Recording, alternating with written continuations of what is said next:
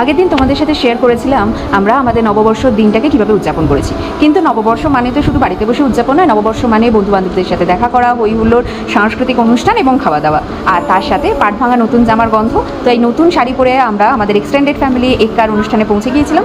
অনুষ্ঠানটি সঞ্চালনার দায়িত্বে ছিলাম আমি, আর সেই অনুষ্ঠানেরই কিছু অংশ তোমাদের সাথে ভাগ করে নিলাম। অবশ্যই জানিও আমাদের এই অনুষ্ঠানটি তোমাদের কেমন লাগলো আর তোমরা কে কীভাবে নববর্ষকে বরণ করে নিলে। আজও নববর্ষ আসে, ক্যালেন্ডারের পাতায় তারিখ বদলায়, কিন্তু কোথাও যেন সেই সহজ সরল আনন্দ, সেই অঙ্গনের টান অলক্ষেই কোথাও হারিয়ে গেছে।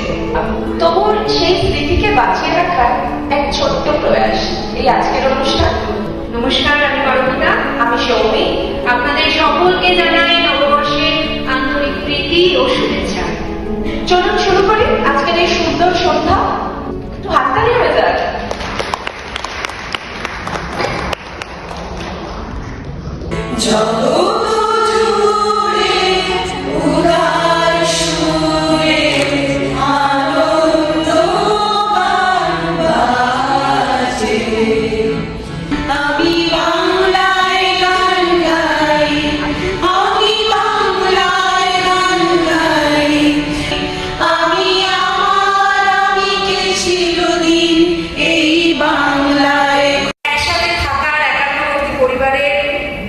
থাকার মজাটা বাঙালিরা ছাড়া জানি বলে আমার মনে হয় না।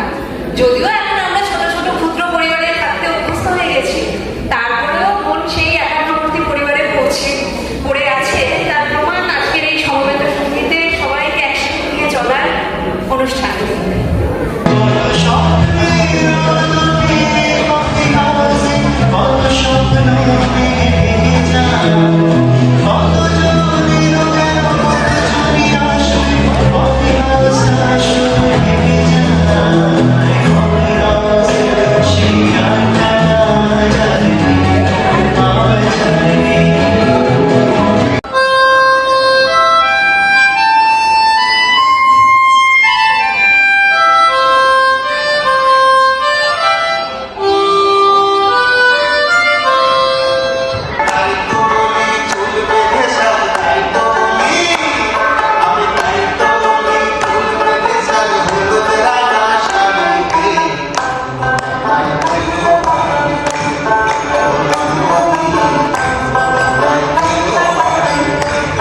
খাদ্যরসিক বাঙালির যে কোনো উৎসব খাদ্যের রসনা ছাড়া একেবারেই অসম্পূর্ণ।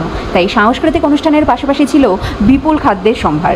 যাই হোক, আমরা এখন রাতে ডিনারটা করে নিচ্ছি, আর এই সাথে সাথে আমার এই ছোট্ট মিনি ব্লগটা এখানেই শেষ করছি। ভিডিওটা ভালো লাগলে একটা লাইক করে দিও, চ্যানেলটিকে সাবস্ক্রাইব করতে ভুলো না, তাহলে আগামী দিনে আরও এরকম সুন্দর সুন্দর